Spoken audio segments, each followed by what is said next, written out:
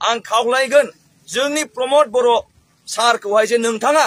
दासिमबो मानो हाग्रामा महिलारि सार बायदि एनडिएफबि जों सुक्ति जादोंमोन बिटिआर सुक्ति दासिमबो मानो एनडिएफबि आदामोनखौ बख'वाखै दासिमबो एनडिएफबि आदामोननो मानो साख्रि होआखै दासिमबो एनडिएफबि आदामोननो मानो रिहेबिलिटेसनखौ होआखै जों निउस मिडियायाव नुनो मोनगासिनो दङ माखासे एक्स एनडिएफबि आदामोना रिहेबिलिटेसनखौबो मोनाखै साख्रिबो मोनाखै बेजों लोगोसे बिथांमोना दिनै बेमारजों गोग्लैसोनानै दङ बिथांमोनखौ जोंनि प्रमद बर' सार नोंथांनि मावथि बा परिबर्तन इउपिपिएल सरकारा मानो बै व्यक्ति आदामोनखौ मानो नायाखै दिनैहाय जोंहा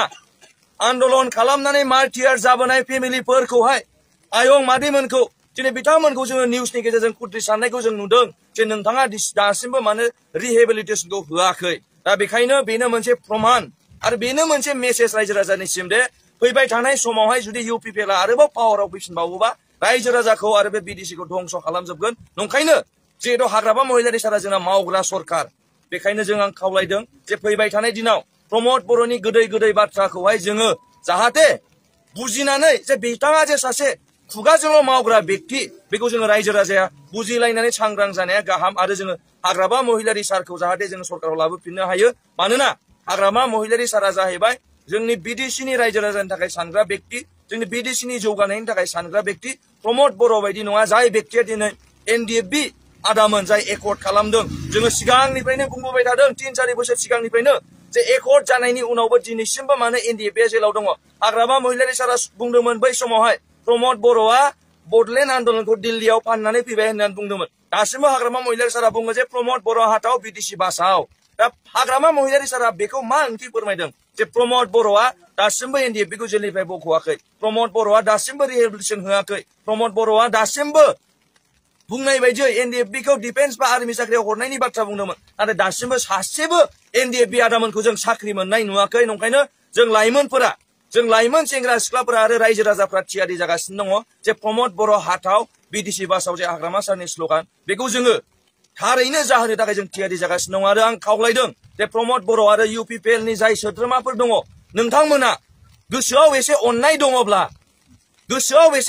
दङब्ला बै जाय मार्टियार फेमिलि आदामोन दङ बिसोरनि आयंमोननि जे मेगननिफ्राय मोदै गगासिनो दङ बेखौ नोंथांमोना फुगारनांगौ आरो फुगारनानै नोंथांमोना साख्रि होनांगौ रिहेबिलिटेसन होनांगौ एनडिएफबि आदामोनखौ जेलनिफ्राय बख'नांगौ मानो होनबा बै व्यक्ति जाय गावनि फिसालाखौ एनडिएफबिआव हरदोंमोन हारिनि थाखाय खामानि मावहैथों हारिनि थाखाय संग्राम खालामहैथों होनना नाथाय दिनै बिथांमोना न'आव फैफिनबाय साख्रि मोनाखै आरो बांसिन दुखु खस्थ'जोंसो दङ ओंखायनो आं खावलायबाय फैबाय थानाय समावहाय जाहाथे जोंनि रायजो राजाया प्रमद बर'खौ बे बिडिसिनि पावारनिफ्राय बा सरकारनिफ्राय बोखारो आरो बिपिएफ राजनितिक दलखौ आरोबाव जौगानायनि खामानि मावनो थाखाय सरकाराव लाबोफिनगोन जे रायजो राजाया बुंदों 17 बोसोरावहाय हाग्रामा महिलारिया मावदों आरो 2 दानियावहाय प्रमद बर'आ मन'दों रायजो राजायानो बुंदों जे प्रमद बर'आहाय गरिब गुन्द्रानिफ्राय जेसेबांखिनि हेल्प होनांगौमोन